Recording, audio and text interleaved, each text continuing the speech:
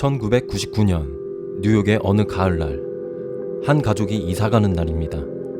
인부들이 하나둘 짐을 꺼내는 동안 집주인은 빠진 물건이 없는지 확인했는데 지하실에 처음 보는 드럼통 하나가 있는 겁니다.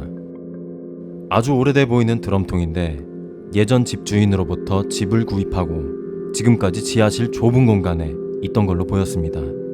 먼지가 덮여 있고 가까이 가보니 약간의 화학 물질 냄새도 나는 듯합니다. 뭐가 들었는지 궁금했던 주인은 인부를 시켜 드럼을 열었습니다. 드럼이 열린 순간 그것을 본 사람들은 모두 경악을 금치 못했습니다. 고약한 냄새가 나는 액체가 담긴 통 안엔 여성의 신발과 지갑이 있었고 그 아래는 미라처럼 변한 사람이 있었습니다. 검은 머리에 몸집이 작은 젊은 여성의 시신이었습니다. 그런데 이 여인 임신을 한 상태였습니다. 드럼통이 꽉 밀폐되어 있어서 시신이 부패하지 않았던 겁니다. 임신 기간이 거의 끝난 아기가 뱃속에 있었고 그녀의 사인은 둔기로 머리에 여러 차례 가격당한 후에 사망한 명백한 타살로 판명되었습니다.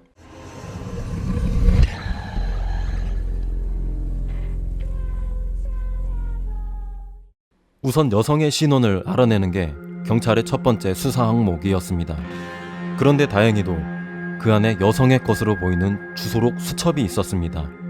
법의학 전문가들은 당시에 최첨단 기법을 사용해 최대 30년 동안 체액과 화학물질이 섞여 잠겨있던 이 수첩의 필적 해독을 시도했습니다.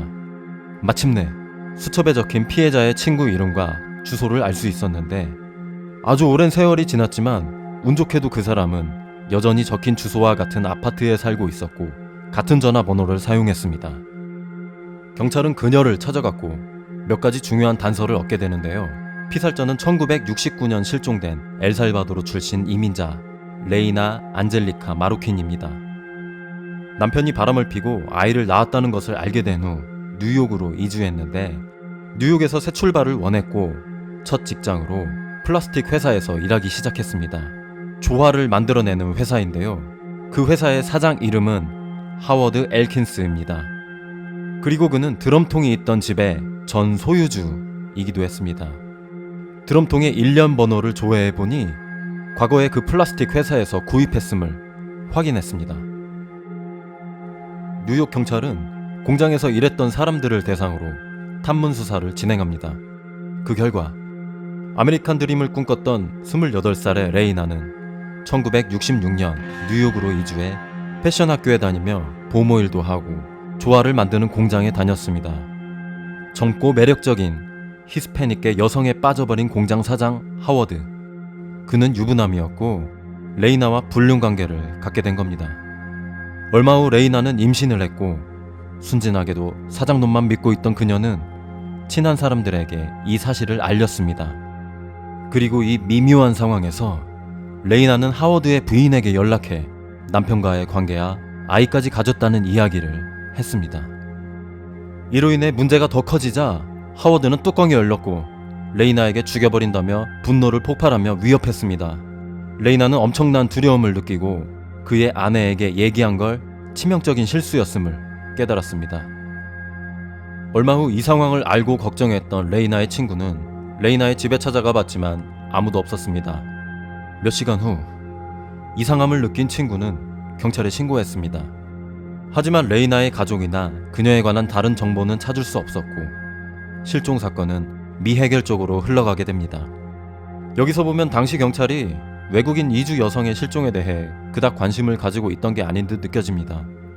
만약 그 시절에 중산층 이상에서 자라고 고등교육을 받은 젊은 백인 여성이 실종됐다면 경찰은 어떻게 했을까요?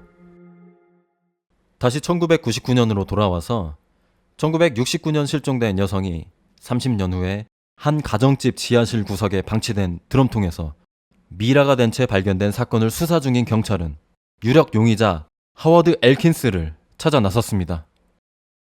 그는 조화 공장을 정리하고 1972년 뉴욕을 떠나며 집을 팔았고 플로리다로 이사와 여전히 아내와 같이 살고 있었습니다. 오랜 세월이 흘러 노인이 돼버린 용의자.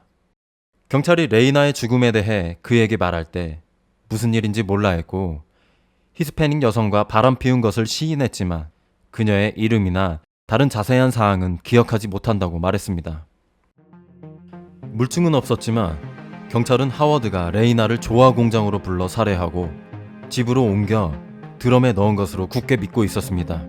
드럼통은 배로 운반하기 때문에 나중에 배에 실어 바다에 던져버릴 계획으로 본 겁니다. 하지만 생각과 다르게 드럼통의 무게는 엄청났고 혼자 운반할 수 없었기에 지하실 좁은 구석에 방치하고 몇 년 더 아무렇지 않게 평소대로 생활하다 집을 팔고 이사 간 건데 30년 동안 비좁은 어둡고 차가운 지하실 구석에 방치되어 있던 겁니다. 아무것도 모르고 그 집에 살았던 사람들은 나중에 얼마나 소름 돋았을까요? 질문 과정에서 하워드는 경찰에 협조적이지 않았습니다. 마지막으로 형사는 하워드의 DNA를 수집할 수 있는 법원에 영장을 가져올 것이라며 그의 집을 떠났습니다. 다음 날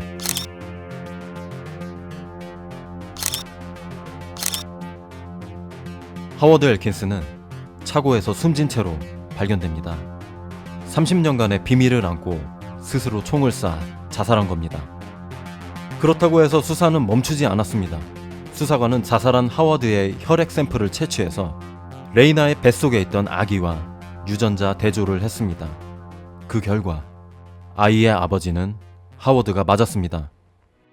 살해에 대한 자백이나 증거는 없었지만 과거에 불륜녀를 살해하고 그녀의 소지품과 함께 드럼통에 넣어 바다에 버리려 했지만 무거웠기 때문에 지하실 구석에 두고 30년을 나몰라라 방치한 것으로 해석하고 있습니다.